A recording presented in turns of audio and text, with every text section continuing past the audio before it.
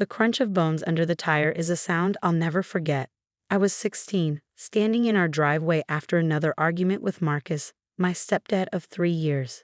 He'd been drinking again, angry that I'd asked to join the school's photography club instead of the football team he coached. "Get back here," he shouted from the driver's seat of his black SUV. I kept walking, clutching my camera to my chest. That's when I heard the engine reverend. I didn't realize what was happening until it was too late. The impact knocked me forward, my camera shattering on the concrete. Pain exploded through my right leg as the front tire rolled over it. Then, inexplicably, he reversed. My mom stood on the porch, hands covering her mouth. "Marcus, stop," she screamed, but not before the tire crossed my leg again. I lay there, the world spinning, watching my blood mix with leaked transmission fluid on our pristine suburban driveway.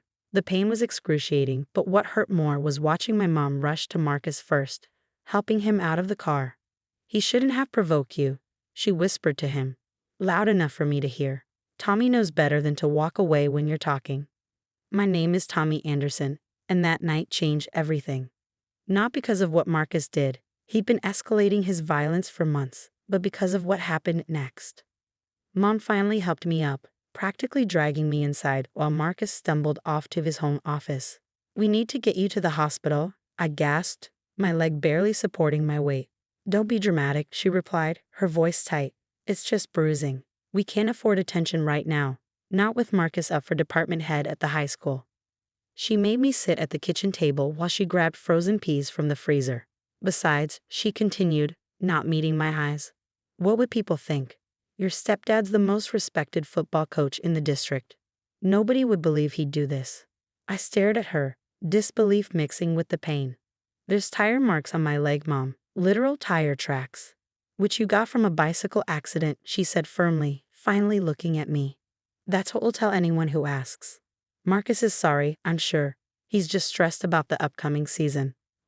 I wanted to scream, to shake her until she saw what was happening to our family. But I'd learned over the past 3 years that my mother's denial was stronger than any evidence I could present. That night, I barely slept. My leg throbbed despite the ice and ibuprofen. I could hear them arguing downstairs. Mom's pleading whispers met with Marcus's drunken shouts.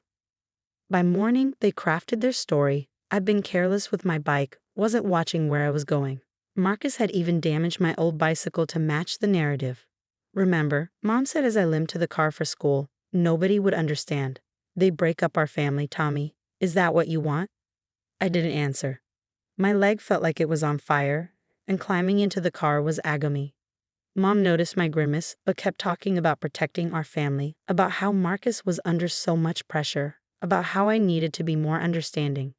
At school, I tried to hide my limp, but by third period, the pain was unbearable.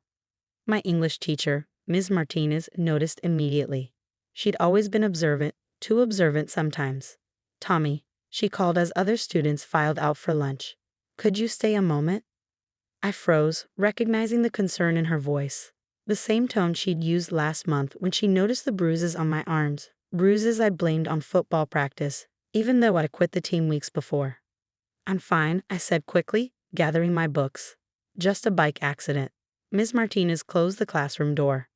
"That's interesting," she said quietly, "because I saw your stepfather's car this morning. There was blood on the front tire." My heart stopped. Ms. Martinez lived 3 houses down from us. How had Mom and Marcus forgotten that?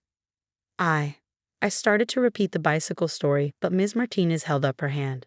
"Tommy, I need you to listen carefully," she said, her voice gentle but firm.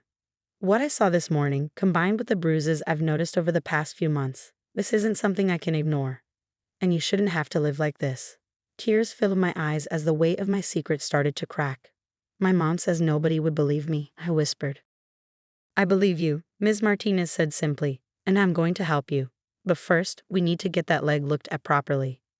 As she reached for her phone to call the school nurse, I heard my mother's words echo in my head. Nobody would understand.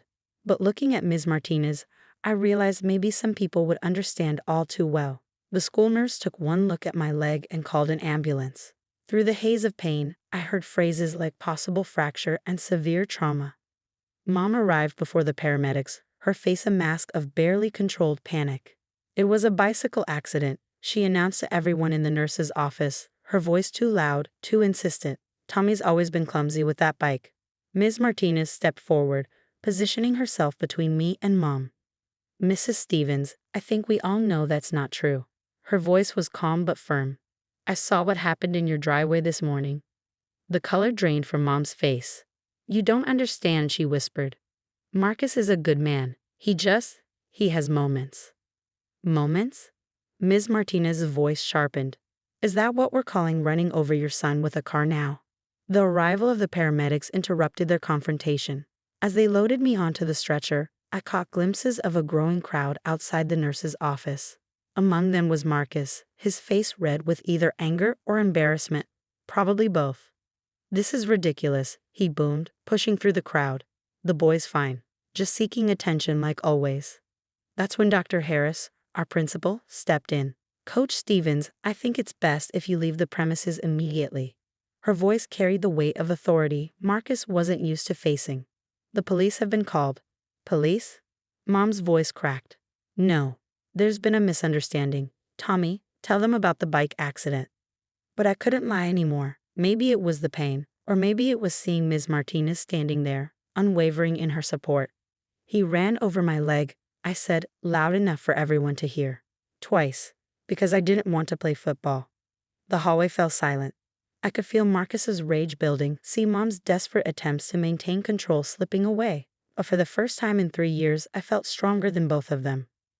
At the hospital, the x-rays confirmed what the nurse suspected. My leg was broken in 2 places. The tire tracks were clearly visible in the bruising, making Mom's bicycle story impossible to maintain. Detective Sanders sat with me while they set my leg. She had kind eyes but took detailed notes as I finally told the whole story, not just about last night, but about the past 3 years. The accidents that always seemed to happen when I disappointed Marcus. The way Mom would cover for him, make excuses, tell me I was exaggerating. Your teacher saved your life, Detective Sanders said quietly. These injuries were escalating. People like your stepfather, they don't stop on their own. Mom paced the hospital hallway, alternating between trying to see me and calling Marcus's lawyer. The hospital staff kept her away, citing the ongoing police investigation. Through my partially open door, I heard her desperate attempts to explain everything away. He's a respected member of the community, she kept saying. This will ruin his career. Tommy's just sensitive, he misunderstood. Ms. Martinez stayed with me until my Aunt Helen arrived from out of state. She brought photos she'd been secretly taking over the past few months. Bruises, cuts, the way I flinched when Marcus was near. I knew something was wrong, she explained to Detective Sanders. I just needed proof before I could help. The hospital social worker explained what would happen next. Marcus had been arrested, charges pending. Mom's attempts to cover up the abuse made her complicit. She wouldn't be allowed to take me home. Aunt Helen volunteered to become my temporary guardian. What about football season? Mom wailed when they told her. What about Marcus's career? What about your son's life? Aunt Helen snapped, showing more anger than I'd ever seen from her. It could have killed Tommy, and you're worried about football? As they wheeled me out of the hospital 2 days later, my leg in a cast and my future uncertain, I saw Marcus's face splashed across the local news. Respected coach arrested for attempted murder of stepson, the headlines read. The story was spreading through the community like wildfire, destroying the perfect image my mom had tried so hard to protect. Ms. Martinez visited me at Aunt Helen's house that weekend, bringing my homework and a new camera to replace the one that broke in the driveway. You still want to join that photography club? She asked with a smile. I nodded, feeling tears well up again. But these were different tears.